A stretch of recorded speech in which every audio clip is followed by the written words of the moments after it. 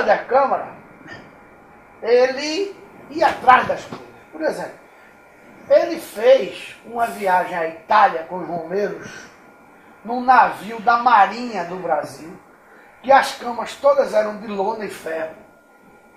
Levou todo mundo, trouxe de volta, e foi uma viagem muito boa e muito interessante. Ele fez, quem não sabe, o aterro do Flamengo, porque ia haver para o Congresso Eucarístico Internacional, e ele foi para lá e conseguiu tudo aquilo, e aterrou tudo aquilo e terminou fazendo. Fez a Cruzada São Sebastião, no Rio de Janeiro, que foi um primeiro enclave social na Zona Sul do Rio, né, Zé Paulo? Pelo menos é o que a gente vê, aquele prédiozinho magrinho, pequenininho, feio, no meio daquela coisa enorme que é a Zona Sul do Rio de Janeiro. Vem para cá e continua nesse projeto, se bem que aqui eu não achei, eu achei que a coisa dele, por exemplo, Tururu, que é aquele bairro do Paulista, foi ali, ganhou um prêmio, comprou aquela terra e deu à população. Outros engenhos que ele fez isso, na Mata Sul. Na Mata Sul, né? E essa coisa, Marieta, do Banco da Providência, das feiras... A grande experiência do Banco da Providência, os pobres poderem conceber, usar um banco, aquilo foi, no Rio de Janeiro foi uma maravilha, trouxe a experiência para cá, aqui também deu muito certo e de repente acabaram com ela, né? Acabaram. Zé Paulo, esse lado governamental do porque isso é um governo, você constrói casa, você tem banco, esse lado governamental de fazer sem ter oficializar o feito, vamos dizer assim. É importante isso para o povo aprender. É importante, Bocão, o Tarcísio, mas eu queria me reportar uma conversa que eu tive uma vez com o Doel, que eu acho que era a essência do que ele pensava. Eu uma vez disse a ele, perguntei a ele o seguinte: ô Doel, o senhor que é uma presença tão importante para a igreja, o senhor não acha que é injusto o senhor estar confinado no Recife, o mundo explodindo aí, e o senhor está... O que depois aconteceu com o Dom Luciano, que foi degradado para Mariana. O senhor não acha que isso aqui é um degredo? Ele disse, meu amigo, ele disse, meu filho, isso é o maior erro de sua vida. Ele disse o seguinte: as questões centrais da igreja hoje no mundo estão todas na América Latina, na pobreza endêmica da América Latina. Na América Latina, o país mais importante é o Brasil. No Brasil, a região que tem mais sofre com a pobreza é o Nordeste. A capital do Nordeste é o Recife. Me colocaram Recife nesse sentido, na luta contra a pobreza. Recife é a capital do mundo. Me puseram na capital do mundo. O senhor acha que isso não é um prêmio? Quer dizer, é um pouco, Tarcísio, fazer um bolo de uma migalha aí. E o pior é que ele acreditava realmente nisso. Ele acreditava que era possível fazer a pregação dele a partir daqui e ser ouvido no mundo como foi. Eu tenho uma teoria comigo, vocês me perdoem, mas eu acho que começou a ser desfeito todo esse trabalho ali na Joana Bezerra, quando o Papa João Paulo II abraçou Noel e disse: irmão dos pobres. Noel, irmão dos pobres, meu irmão. E ele se encarrega de depois mandar uma pessoa que veio com a... Não sei se foi ele. Compromisso. Não sei se foi ele. Não sabe.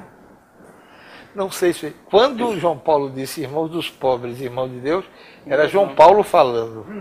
Quando o João Paulo nomeia Dom Zé Cardoso, não sei se é João... Foi a igreja.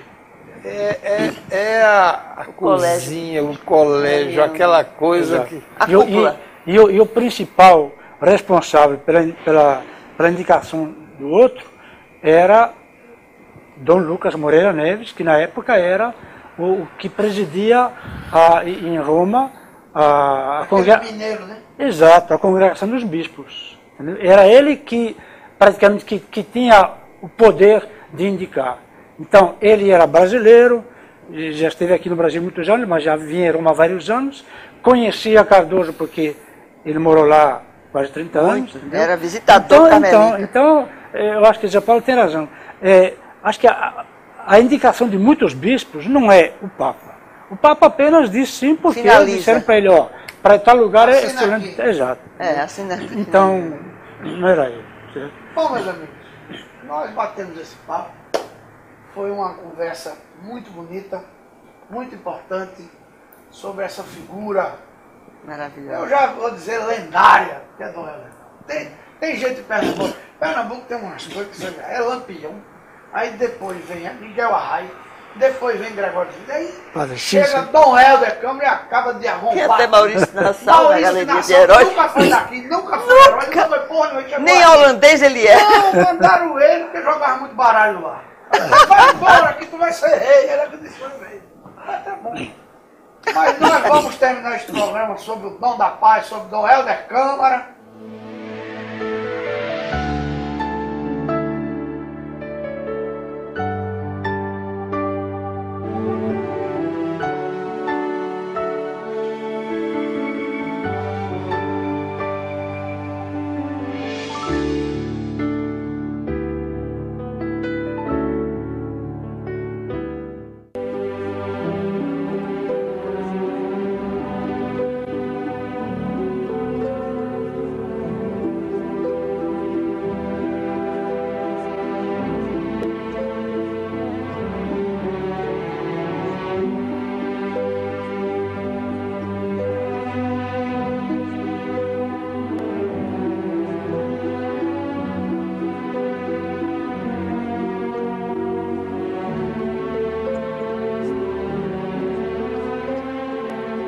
Quem sou eu e a quem estou falando ou desejando falar?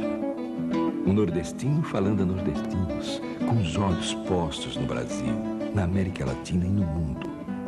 Uma criatura humana que se considera irmão de fraqueza e pecado dos homens de todas as raças e de todos os cantos do mundo. Um cristão se dirigindo a cristãos, mas de coração aberto, ecumenicamente, para os homens de todos os credos e de todas as ideologias. Um bispo da Igreja Católica que, à imitação de Cristo, não vem para ser servido, mas para servir.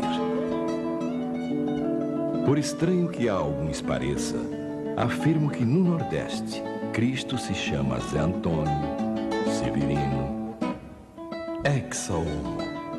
Eis o Cristo, eis o homem. Ele é o homem que precisa de justiça, que tem direito à justiça, que merece a justiça.